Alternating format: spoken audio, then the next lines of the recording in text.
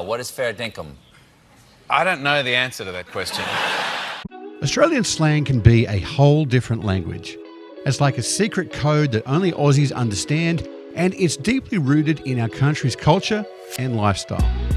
From laid-back surfer vibes to the rugged outback, Aussie slang is a reflection of our nation's spirit, and it's what makes Australian English so unique and fascinating. So stick around as I'll give you some tips on what to expect when conversing with a bloke or a Sheila from down under. Can you hear the thunder? Oh, you better run, you better take cover. Oh. US News recently listed Australia as the 6th friendliest place in the world, behind countries such as Canada, Spain, and New Zealand. Surprisingly, they rated the US at number 42, even behind France, Switzerland, and Germany. Now, as a reminder, I'm an Aussie living in the United States, and I will say whoever did that survey needs to come to the South, where friendliness is second nature. Make of that what you will, but there is one thing that will go a long way to making your trip down under or an interaction with an Aussie even friendlier, and that is understanding some of the following phrases that we use on a daily basis. Take, for instance, the phrase fair dinkum. Fair dinkum? You've never heard of that? No. What is fair dinkum? I don't know the answer to that question. Well, if I was to say something to you, like some sort of far-fetched story or something that was really, that you really couldn't believe, you would say, fair dinkum? And I would say, fair dinkum. Sounds simple enough, right? And honestly, that's just the tip of the iceberg. There are heaps of Aussie expressions that can leave you scratching your head, wondering what planet the speaker is actually from. Speaking of heaps, now I always get strange looks when using this word, but it's a really common word that we use all the time.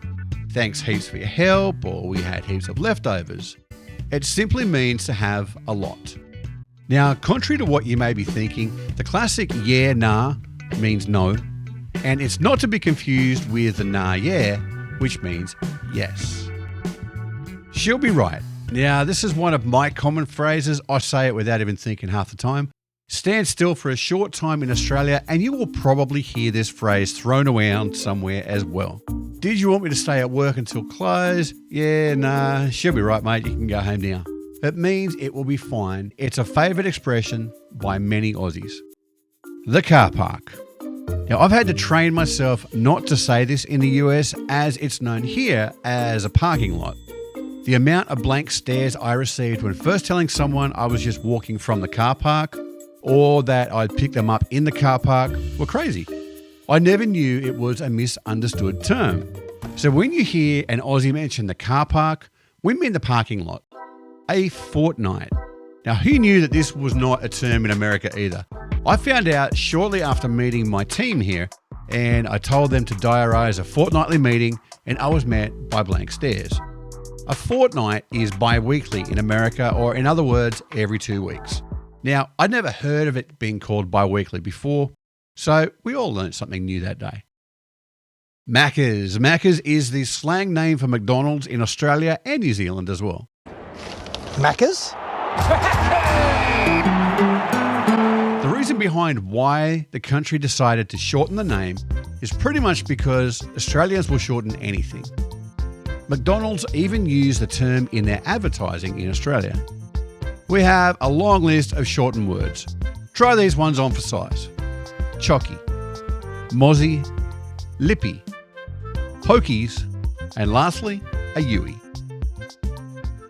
Mates rates. Now, if you've got a mate who is a tradie, then this might be one that you will use at some point if you need some work done around the house.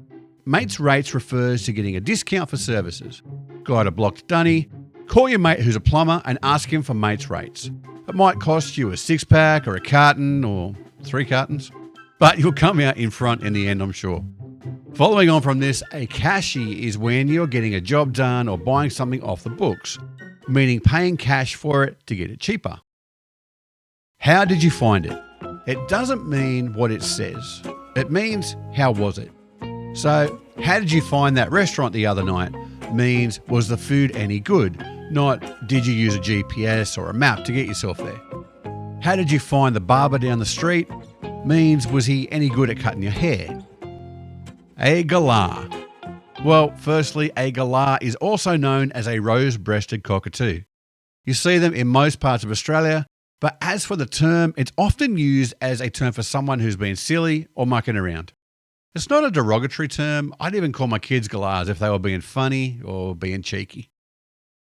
Chucking a sickie. Do this too many times, especially on a Monday or a day after a public holiday, and you may find yourself getting written up or going down to Centrelink permanently.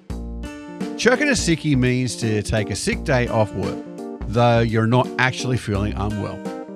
So think of a day off, usually self-inflicted by a big weekend or a big night out. Really take it out of you. So to recover, I'll be chucking a sickie for the mountain. You with me? Having a sticky beak. This means to have a close look at something and often carries an element of sneakiness about it. So looking under the tree at Christmas time or in the pantry for something to eat that you may not be allowed to have. Having a yarn. It has nothing to do with knitting or crocheting. If you are an Australian getting together with some mates, you're probably having a yarn, which means you're having a conversation. Spinning a yarn means telling stories, like the fish that got away, which was the biggest one that you've ever seen, or that set you caught at Thirroul that was amazing when really you slept in and you didn't go for a surf at all.